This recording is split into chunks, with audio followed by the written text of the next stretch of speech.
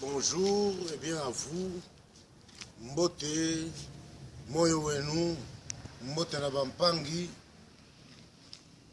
habari yenu wanduku. Chers compatriotes, toye mbangu mbangu po na kosala mise au point sur la situation du moment. Il s'agit de la démission en cascade au Yezali Kosalima en République démocratique du Congo, notre pays. Chers compatriotes, vous allez vous allez vigilants et attentifs à tout ce qui se passe dans notre pays.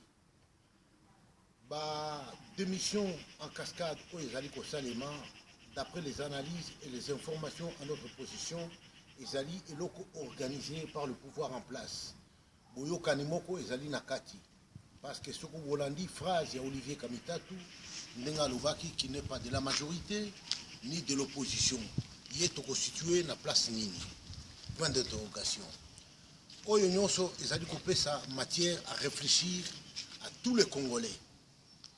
Le président élu Étienne Tshisekedi Mulumba a Louvaki que après un délai, Tokosolo la Soussou, Makamba dialogue 2. Tokokende na langage ya combattant, c'est-à-dire biso s'accrocher na article 64 de la constitution ya mboka na biso. Le chemin en place ezali chemin oyo gouvernement et la soi-disant opposition républicaine oyo bazali ko travailler en connivence na gouvernement pour se protéger basala Poutine à la RDC, c'est-à-dire en cas de vacances et pouvoir, c'est le président du Sénat qui prend le relais. Parce que pour la continuité, il y a l'État. Alors Kengo, Tambouissa Kimbongo, Nebo Monaki, que des griots se sont levés pour Nako Sala, Koloba, n'importe quoi. Soit pour appuyer que Balakissé à un niveau, il y a communauté internationale que opposition ou l'UDPS ezali na popularité te. Bandeko nazali na regret mingi ya komona koyoka makambo elobaki lobby groupe ya bato moko boye bake kofanda avec Dr Mpwila que ba destitué président élu M. Tshisekedi, le président de l'UDPS. Mpwila azali na charge ya pouvoir UDPS na maboko na yote, il est malade. Donc on fait dans Mpwila à ça la combat pour la santé na ye. Donc on fait dans Kalonzo Ilunga à ça la makasi à comme à la RDC, ba équipe ezali ko tulawana, ba équipe est engagée dans la compétition. L'équipe na ye à Kalamazembe est en compétition. Ezali ko manquer ba joueur. Il connaît Mazembe, il connaît la maison, il connaît Moïse Katumbi. Akoki kokende ko prêter ko prester na Mazembe et ko sala biso malamu. Likambo ezali awa bandeko ezali likambo ya ba démission wana. Ba démission wana bobeta maboko te bo sepelate ka bazali ko démissionner. C'est une façon que lelo bango tout bako bima na kati ya bato wana. En plus na suka nango Kabila koya koyebisa bino ke ngai na démissionné na tiki kokomi na date ya élection nga na tiki na koki kokende liboso te. Je suis démocrate, je respecte ma parole na lobaki na kotika na tiki kengo azurele kengo ko protéger ye parce que bango nyonso baza ko protéger ba intérêt na bango oyo bazali na yango. Lelo oyo notre pays a été détruit par ces inciviques. Va détruire culture nabiso, va détruire enseignement, va détruire patrimoine, même oyo Maréchal Mobutu à l'égard Kibiso qui est l'unité nationale. Va déterrer armes, il y a tribalisme, va bandi ko bundisa ba mboka, bana mboka entre bana mboka. To oublier même cible nabiso que zalini, cible nabiso, izali bango le gouvernement en entier. Ba matata mponi, batwana nyonso. Et ce monsieur, ce bonhomme, qui avait écrit un livre, que pourquoi j'ai choisi Kabila, Bobo Saniye, à l'époque de Mobutu, l'époque il y a un père, tous citoyen congolais qui se dit congolais authentique, azalaki na kombo ya authenticité à Bangkok. Celui qui portait un nom chrétien ou un nom étranger, il est venu d'ailleurs. C'est le cas de Vital Kamerhe, je cite le nom. Comment se fait-il, même Mwanda, les stratèges, il y a manipulation, il y a diaspora qui travaille pour le service à Kabila, il peut nous expliquer comment Kamerhe détenait toujours son nom de Vital à l'université et pendant tout ce temps. Nous poserons la même question à Monseigneur Tchibangu Tchichikou qui fut recteur de l'université à cette époque, que l'étudiant Kamerhe, Azalaki Nani Kuna inscrit à l'université en tant que quel étudiant, de quelle nationalité, de quel pays. Voilà, confusion et Zalimingi. C'est comme on a toujours dit qu'il faut lire dans les livres et comprendre les signes du temps. Le ciel est sombre, ça nous annonce qu'il y a la pluie. C'est-à-dire, les stratégies où ils ont mises en place en ce moment par ces gouvernements, ils ont dit la stratégie à quoi ça là que glissement wana et ça les manandenge mususu ndenge na uti koloba na bino que la démission en cascade c'est de la poudre aux yeux. Il y a quelque chose qui se cache derrière. Ils ont dit qu'à un moment donné le gouvernement va se vider et si Manango voilà, Kabila a fait ceci, cela, moi, à moi gouvernement, Moussoussou, à Bengisi Soussou, partisan, bateau, bazana, ventre affamé, bakoti, tuer poids, fandi, tout comme à niveau, il y a fin, il y a mandat, Kabila a dit qu'aujourd'hui, je dépose, moi, comme Matata Pogno vous avez annoncé, déjà qu'il n'y a pas de l'argent pour organiser les élections. Bon, vie des petits karaté, vie doit avoir combler en avec Kengo. Mbongo circula qui a au royaume de Belgique. Est vrai, Kengo, là bas moubutiste wana. Là où vous avez vu, bah griot, bah bini, bah zali koloba n'importe quoi. En République démocratique du Congo, notre pays, nous n'avons qu'un seul leader, qui est M. Etienne Tshisekedi Lumumba. Tout qu'en Afrique, nous avons eu le leader, le père de l'indépendance. Bazali Bankwame Nkrumah, Jomo Kenyatta, Samu Joma, Nelson Mandela, Banani. Et le père de la démocratie, c'est M. Etienne Tshisekedi Lumumba, le président élu que je salue en passant. Lié à Bundi, Bazali Bango, Naba John Garang de Mabio, il y a Sud-Soudan. Bazali, leader qui a marqué fin. Il y a 20e siècle, Kokot en a 21e siècle. Bino va combattant comme peuple sur place au pays, vous allez discréter, vous allez attentif, na maso mazali koleka na ngora oyo, pour na kolanda koyeba na ko analyser. Vous fanda dans des forums, dans des réunions, vous analyser les faits. Les gestes et les faits, pour comprendre. Docteur Mpouila, Toroka, moi, congrès na yo boki kosala, bofandi na bakalonzo, joueur na banani. Mais Kalonzo, un ancien joueur, bon, il a fait le beau temps sur l'époque. À côté de la politique moukolonini. C'est comme l'autre de Libéria, George Weah. Il a voulu faire ça. Nasuka Babenga qui est balobi, mais avec ce qu'il y a comme argent et les talents, tu peux s'occuper à encadrer les joueurs de ton pays. Laisse Madame Serif, à Johnson Hélène, à l'Ekawani. C'est comme Kalonzo. Afin de se traiter cancer à Zalando, à Talamakambu, il y a Kokende Kosala, même une école de formation. Il y a football dans son Kassai ou au Katanga, là où il a joué dans Anglebert, tout puissant Mazembe, avec le Kalala Mukendi, que je salue la mémoire, que Dieu repose son âme en paix. Lelo yo, confusion et zalimingi. Peuple congolais, il faut boyer que dans tout ce qu'on appelle la politique, nous avons deux notions à l'intérieur. Il y a la notion du droit et la notion du devoir. Votre droit est confisqué et vous n'avez pas un devoir. C'est-à-dire le droit, c'est que le pays va sécuriser son peuple et son bien.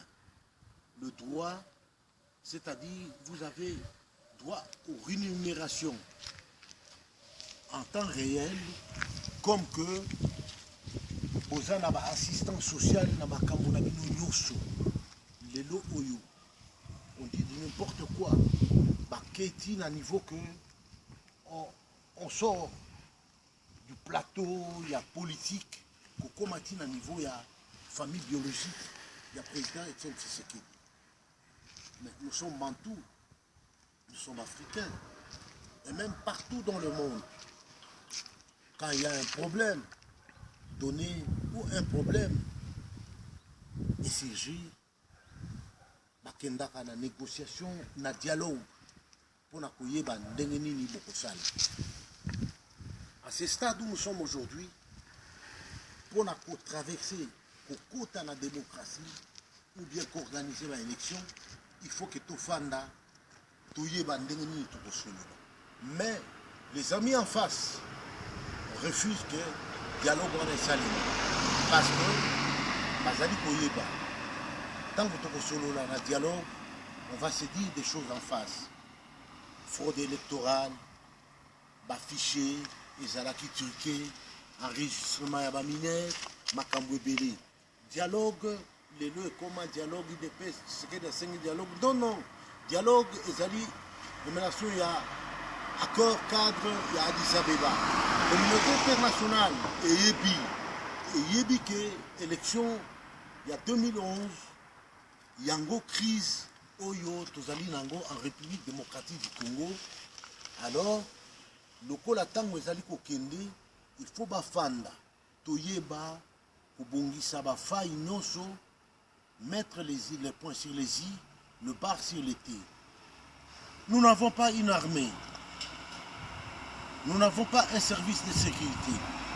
La fonction publique est devenue une affaire que Batouassalaka Bafutara Bangote.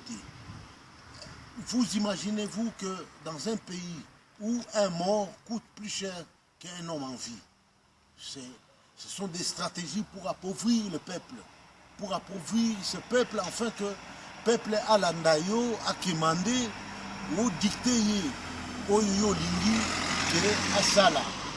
Alors, on vous confisque vos droits. On confisque le droit du peuple congolais.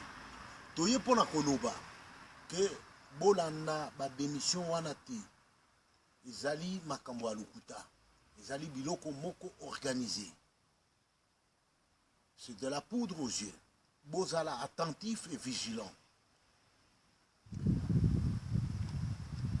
Partout dans le monde, ici car bah, antenne il y a eu de pêche ou les ambassades il y a eu de pêche.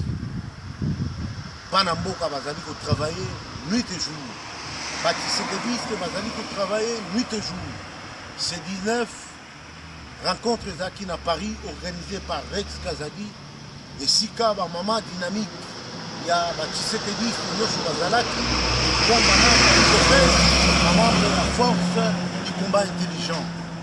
Topé Simbote, la Roseline, le peuple d'abord. Ton combat, c'est pour le bien du peuple. Daniela, victoire est certaine. Nous allons gagner, la victoire est certaine. Nyasomi Okomo, artiste engagé, combattante internationale, ne lâchez pas la prise. Madova la marraine, nous savons que tu es dans la période des examens, nous sommes de cœur avec toi. Sirisa ba examen na yo, te souhaiter réussite, ozonga na combat, la victoire est certaine. Bino bandeko, bozwa kimongo, pona ko Philippe UDPS ou président élu, M. Etienne Tshisekedi, en Afrique, comme dans le monde, si on parle de la République démocratique du Congo, en ce moment actuel, on parle de l'opposition, on voit M. Etienne Tshisekedi et son couvre-chef à Mouniéré, qui est notre new look. Nous, les Tshisekedistes, nous irons jusqu'au bout. Gagner une bataille, ce n'est pas gagner encore une guerre. Bandeko, voilà que qu'aujourd'hui à Lubumbashi, bato bazali ko s'opposer bakangi radio à Kyungu à Kumwanza, basali boye. Je salue Baba, comme les Louchois et les Katangais aiment l'appeler. C'est un des 13 parlementaires Oyo Basinyaka Mukanda. Il n'y a que Bango Baboyi Ndenge Mobutu azali ko conduire Mboka. Aujourd'hui, Kyungu se retrouve dans G7. Point d'interrogation. Oui, c'est vrai ou c'est faux.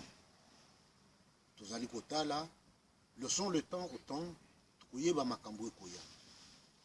Nous demandons à notre peuple sur place, combattant et IDPS, le directoire, le quartier général, la limité avec le secrétaire général Bruno Mavungu, pour continuer Moussala. Artistes engagés, Oyo Bazali na quartier IDPS, pour continuer à diffuser Banzembo, Kokoma Banzembo, il y a combat. Nous saluons Sabat Mfumu, Moussala Neza Kitoko. Ndeko Eliezer Tamboué, tout le monde qui va imaginer yo, Ozalaki ému, Ozalaki dans l'extase, Yakumona Nengenini, Lisanga Bonganga a réussi là où les autres ont échoué. C'est vous dire que Lisanga Bonganga, c'est un bon élève. Il y a professeur, docteur Tshisekedi Amumba. Il y a à Salaki Rassemblement, il y a 2 temps. À Salaki na Motema Moko, pour expliquer le peuple que tenez bon, la victoire est certaine.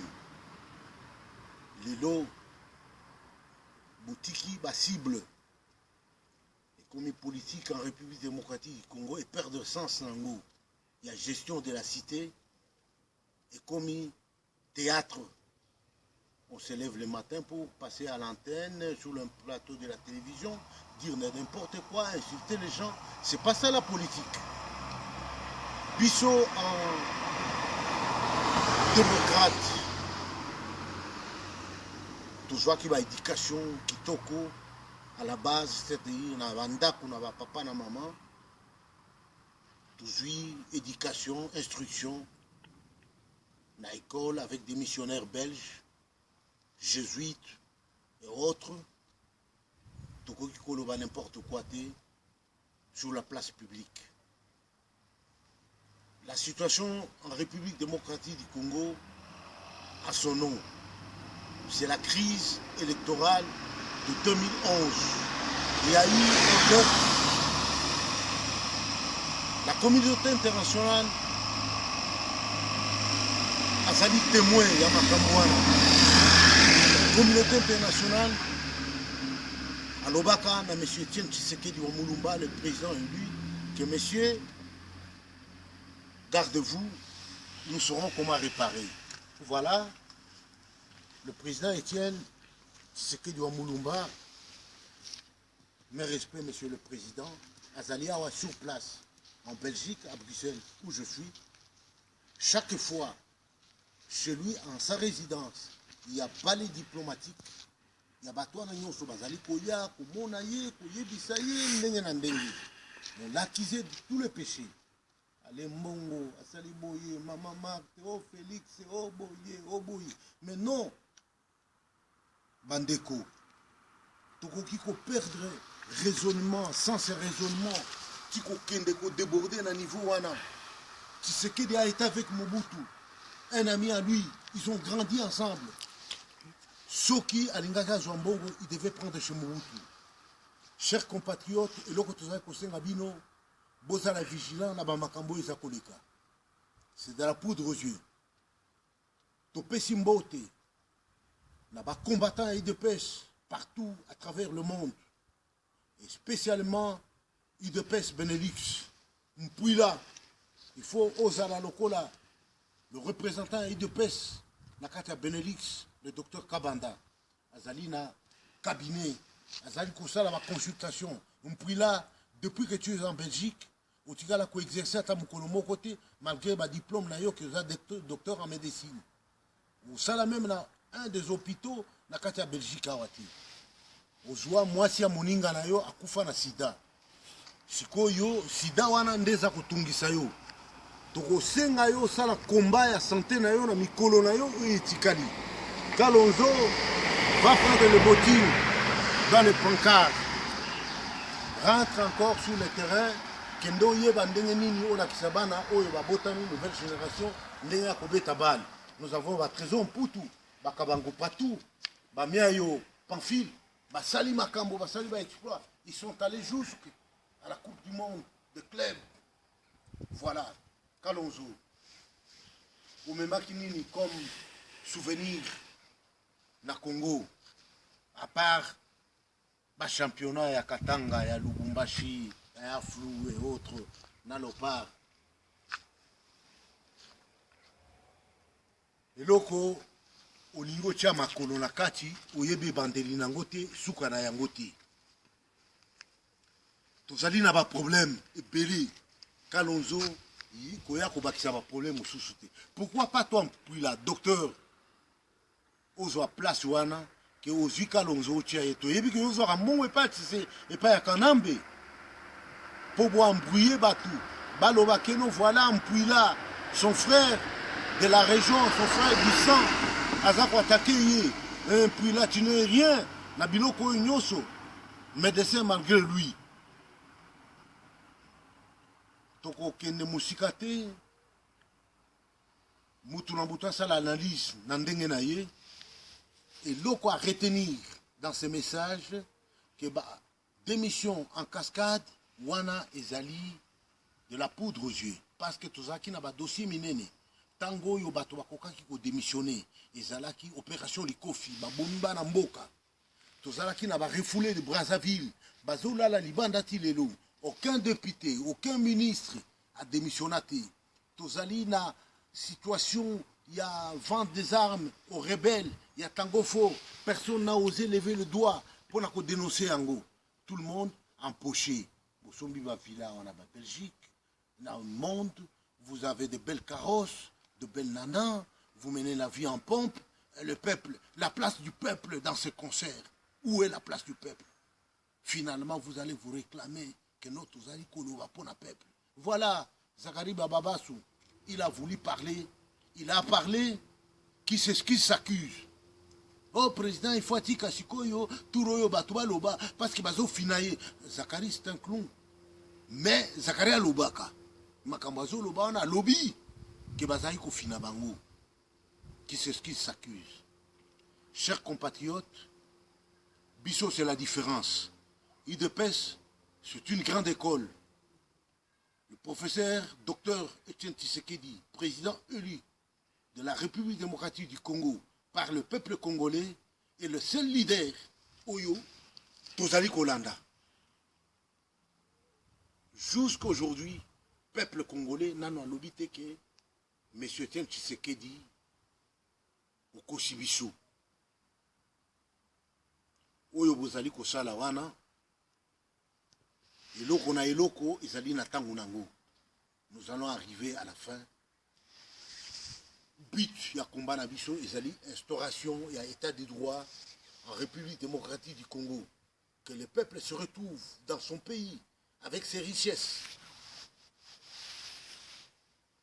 La résolution de la conférence nationale souveraine est intacte. Ma appliquer à Yangote. Mona ba makambu nyonso ndenge salemiti tokoma moya lelo.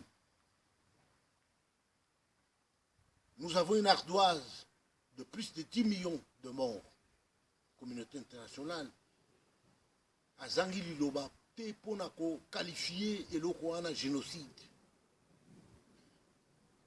Au niveau international, on vous dit que non, il n'y a pas de guerre en République démocratique du Congo. Mais c'est faux. Il y a une guerre de basse intensité. On tue tous les jours. Batoazou koufa tous les jours. Naba, façon nyoso. C'est une guerre. Ça dit que par rapport à la Syrie, parce que va bombarder, va faire des kilikolo, mais on tue à petit feu. Quand un fonctionnaire travaille, on arrive à la fin du mois, il n'a pas son salaire. C'est tuer quelqu'un parce qu'il a une famille, il a des gens derrière lui qui doivent subvenir aux besoins. Quand un étudiant va à la faculté, il n'assimile pas la matière, il achète le point. On tue l'éducation. Quand on va à l'hôpital, avant consultation, il faut que vous payiez. On tue la société. Chers compatriotes, tout ça n'a pas si na motema ya koloba boye. Et chaque fois que nous venons pour intervenir, nous ne manquerons jamais de dire un mot sur tous nos morts.